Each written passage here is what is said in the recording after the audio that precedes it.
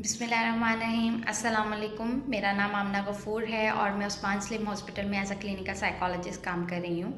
आज हम एक बहुत इंपॉर्टेंट टॉपिक पर बात करेंगे which is postpartum depression. Postpartum depression क्या होता है और ये इसमें क्या सिम्टम्स होते हैं, कॉजेज़ क्या हैं और मोस्ट इम्पॉर्टेंट इसका ट्रीटमेंट क्या होता है, इस पर बात करेंगे।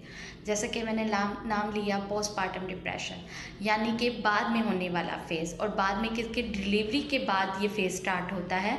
और ये हमारी सोसाइटी में आजकल हर जगह कॉमन इशू बनता जा रहा है। अगर यानी कि रेशियो अगर आप देखें तो 10 ख़वातीन में से जो कि बच्चे को जन्म देती हैं उनमें से एक ख़तून इस मसले से दो चार हो रही होगी। पोस्टपार्टम डिप्रेशन पर मज़ीद बात करने से पहले दो बातें जो हैं, पोस्टपार्टम ब्लूज़ और पोस्टपार्टम डिप्रेशन में डिफरेंस देखना बहुत ज़रूरी है कि ये होता क्या है। क्योंकि पोस्टपार्टम ब्लूज़ जो हैं वो पोस्टपार्टम डिप्रेशन की निस्बत ज़्यादा कॉमन है और बहुत ज़्यादा ख़वातीन इसका शिकार हो रही हैं। यानी कि अगर 10 ख़वातीन हैं तो 10 में से 5 या 6 ख़वातीन इस भी मसले से दो चार है और इस मसले के साथ रिपोर्ट करती है। जो पोस्टपार्टम ब्लूज़ हैं वो डिलीवरी के फ़ौरन 1 या 2 दिन के बाद इसके सिम्टम्स स्टार्ट हो जाते हैं और 2 हफ्ते तक ये सिम्टम्स रहते हैं। 2 हफ्ते के बाद ये सिम्टम्स खुद ब खुद रिजॉल्व हो जाते हैं। ये सिम्टम्स क्या हो सकते हैं? आपके मूड स्विंग्स बहुत ज़्यादा हो सकते हैं, बात बात पे गुस्सा आना, रोना, नींद और भूख के मसाइल हो सकते हैं, एंजाइटी होना, कंसंट्रेशन में बहुत ज़्यादा कमी हो जाना और इसके अलावा बहुत ज़्यादा उदासी होना। और 2 हफ्ते तक ये जो मसाइल है ये खुद ब खुद आपके रिजॉल्व हो जाते हैं। और अगर 2 हफ्ते तक ये मसाइल नहीं रिजॉल्व होते तो पोस्टपार्टम डिप्रेशन का फेज़ स्टार्ट हो जाता है। पोस्टपार्टम डिप्रेशन में कुछ ऐसे सिम्टम्स आते हैं जैसे कि बहुत ज़्यादा लो मूड रहना, बहुत ज़्यादा हर वक्त उदासी रहना, समटाइम्स मूड स्विंग स्टार्ट हो जाते हैं, बात बात पे रोना, बात बात पे गुस्सा करना, बिला वजह गुस्सा करना, बहुत ज़्यादा एग्रेशन शो करना और इवन कि बच्चे की पैदाइश से भी कोई खुशी महसूस ना होना, ऐसा लगना कि ये मेरे पे बोझ है, बच्चा एक बोझ है मेरे पे, या मैं अभी अच्छी माँ नहीं बन सकती, या बहुत ज़्यादा होपलेसनेस का शिकार हो जाना, बिल्कुल बेबस हो जाना, समझ ही नहीं आना कि क्या हो रहा है ज़िंदगी में, और ऐसा फील करना कि दूसरे लोग भी समझते हैं कि मैं एक अच्छी माँ नहीं बन सकती और मैं कभी भी कोई अच्छी ये जो जो मेरे साथ हालात चल रहे हैं कभी ठीक नहीं हो सकते। उदास इतना ज़्यादा हो जाना कि एंजाइटी महसूस करना, डिप्रेशन का फेस बहुत ज़्यादा आपत्तिदारी हो जाना। अच्छा जी, डिप्रेशन, पोस्टपार्टम डिप्रेशन के साथ एक चीज़, अगर इसका इलाज बर वक्त नहीं होता तो एक इसकी ड्यूरेशन ज़्यादा जैसे जैसे होती जाती है, फिर ये पोस्टपार्टम डिप्रेशन जो है पोस्टपार्टम साइकोसिस में चेंज हो जाता है। पोस्टपार्टम साइकोसिस में क्या हो जाता है, जो खातून है उसको गैबी आवाज़ें आना शुरू हो जाती हैं, बहुत ज़्यादा एग्रेशन शो करना शुरू हो जाती है, बहुत ज़्यादा उसको लगता है कि जो मेरा बच्चा है ये किसी शैतान का बच्चा है, या किसी एजेंसी का है, ये मेरा बच्चा नहीं है, ये किसी ने मुझे मेरे पास छोड़ दिया है। बच्चे के साथ बहुत ज़्यादा खुद को मारने वाली फीलिंग आना शुरू हो जाती है, या बच्चे को नुकसान पहुंचाने वाला फेज़ आ जाता है, तो कोई बहुत ज़्यादा ख़तरा महसूस होने लग जाता है। सिम्टम्स जो है वो बहुत ज़्यादा स्वेरिटी पे चले जाते हैं, तो जो माँ है और बच्चा है दोनों की जान को बहुत ज़्यादा ख़तरा महसूस होने लग जाता है। एग्रेशन जो है वो बहुत ज़्यादा होने लग जाता है। तो पोस्टपार्टम डिप्रेशन और पोस्टपार्टम साइकोसिस में ये चीज़ें देखना बहुत ज़रूरी होती है। इसके कॉजेज़ क्या हो सकते हैं? कॉजेज़ कुछ इस तरह से हो सकते हैं कि बाज़-औक़ात डिलीवरी के वक्त जब माँ में हार्मोनल चेंजेस होती हैं तो उसमें डिलीवरी के बाद उन हार्मोनल इम्बैलेंस की वजह से या चेंजेस की वजह से ये पोस्टपार्टम डिप्रेशन का फेज़ चल सकता है। और अगर 2 हफ्ते के तक ये मैनेज नहीं होता, इसके क्योंकि नॉर्मल भी इशू चल रहे होते हैं, तो अगर 2 हफ्ते तक ये मैनेज नहीं होता तो पोस्टपार्टम डिप्रेशन में चेंज हो जाता है और पोस्टपार्टम डिप्रेशन से ये आगे सेवेरिटी के लेवल में साइकोसिस में चला जाता है। तो साइकोसिस में वही फिर डिलीजन्स और हेलुसिनेशंस साथ इसमें वर्क कर रही होती हैं और साथ में अपनी जान लेना, बच्चे को नुकसान पहुँचाना, लोग मेरे बारे में क्या सोच रहे हैं, मैं कुछ अच्छी नहीं कर सकती, मेरी नाउम्मीदी बहुत ज़्यादा हो जाना कि मेरे साथ ये जो फेज़ चल रहा है ये मेरे साथ बिल्कुल ठीक नहीं होगा, मैं कभी भी कोई अच्छी माँ ही नहीं बन सकूँगी, मेरा बच्चा हमेशा ऐसे ही रहेगा। तो ये बहुत ज़्यादा माँ से ज़्यादा बच्चे के लिए नुकसानदेह होता है, क्योंकि बच्चे की परवरिश भी जब उस टाइम पे बच्चा जब डिलीवरी के बाद जब उस फेज़ में जब बच्चे को माँ की अटैचमेंट की बहुत ज़्यादा ज़रूरत होती है, उस टाइम पे अगर माँ किसी ऐसे साइकोलॉजिकल मसले से दो चार हो रही होगी तो वो माँ के लिए भी सही नहीं है और बच्चे के लिए भी सही नहीं है।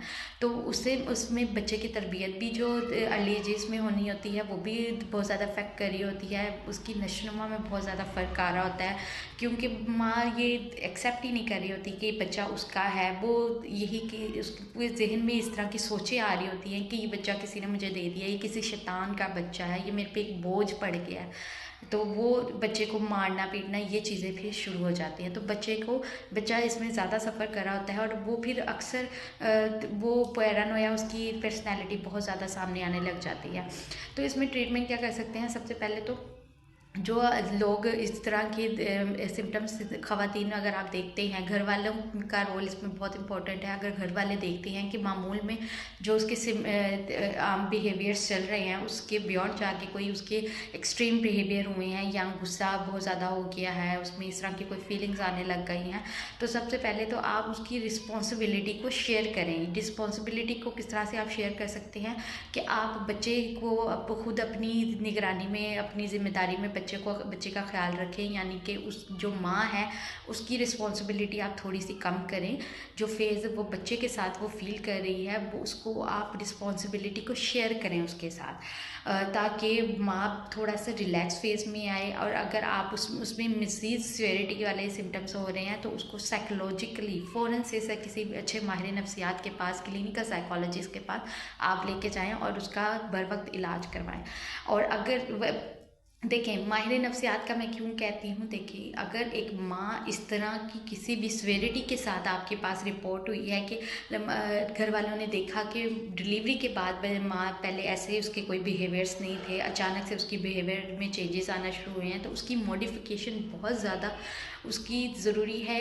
क्योंकि अगर ये सीवियरिटी के उसी टाइम पे उसको रिज़ॉल्व नहीं किया जाता, ये इसको फ़ौरन से इन सिम्टम्स को मैनेज नहीं किया जाता, तो इनकी सीवियरिटी का लेवल जो है वो चेंज होता रहता है। जैसे पोस्टपार्टम ब्लूज से पोस्टपार्टम डिप्रेशन सीवियरिटी का लेवल है, उसके बाद साइकोसिस का लेवल है, उसके बाद अगर ये आप उसी टाइम आप किसी प्रोफेशनल हेल्प नहीं लेते, कोई साइकोलॉजिकल हेल्प नहीं लेते, किसी क्लिनिकल साइकोलॉजिस्ट के पास नहीं जाते, कोई इलाज नहीं करवाते, तो ये क्या होते हैं, सिम्टम्स और ज़्यादा सीवियर हो जाते हैं। फिर जो इलाज है वो इसका ट्रीटमेंट जो है वो जो कि दिनों में होना था वो सालों पे चला जाता है। फिर जो कि आपकी साइकोलॉजिकल हेल्प से आपको मदद मिलनी थी वो फिर साइकोलॉजिकल हेल्प की बजाय आप साइकोथेरेपी पे की बजाय आप उसकी फार्माकोथेरेपी पे चले जाते हैं। फिर मेडिकेशंस आपकी बहुत ज़्यादा लगती हैं, फिर वो फेज़ बहुत ज़्यादा इससे ज़्यादा पेनफुल बन जाता है। तो माँ के लिए उसमें फिर वो हफ्तों की बजाय सालों का वो एक सिलसिला शुरू हो जाता है और उसको फेज़ को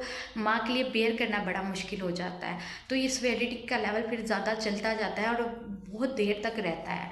तो इसलिए मैं हमेशा इस चीज़ कहती हूँ कि आप प्रोफेशनल हेल्प लिया करें। और सबसे इम्पॉर्टेंट बात, जो पोस्टपार्टम डिप्रेशन है वो क्योरेबल है, ट्रीटेबल है। उसको बर वक्त अगर आप में लग रहा है, आपके किसी फैमिली मेम्बर में, आस पड़ोस में किसी भी खातून को डिलीवरी के बाद या किसी फ्रेंड सर्कल में ऐसी कोई भी चीज़ें रिपोर्ट हो रही हैं, कोई बिहेवियर्स रिपोर्ट हो रहे हैं, आपको लग रहा है इसकी आदत पहले ऐसे थी लेकिन अब चेंज हो गई, वो अपने बच्चों पे बहुत ज़्यादा एग्रेशन कर रही है, वो बात बात पे एवं बिला वजह रोई जा रही है, डिप्रेशन उसको बहुत ज़्यादा फील हो रहा है, उदासी का मूड बहुत ज़्यादा है और बेबस अपने आप को महसूस कर रही है, तो आप उसको रिपोर्ट करें, फ़ौरन से रिपोर्ट करें ताकि बर वक्त उसको क्योर किया जाए।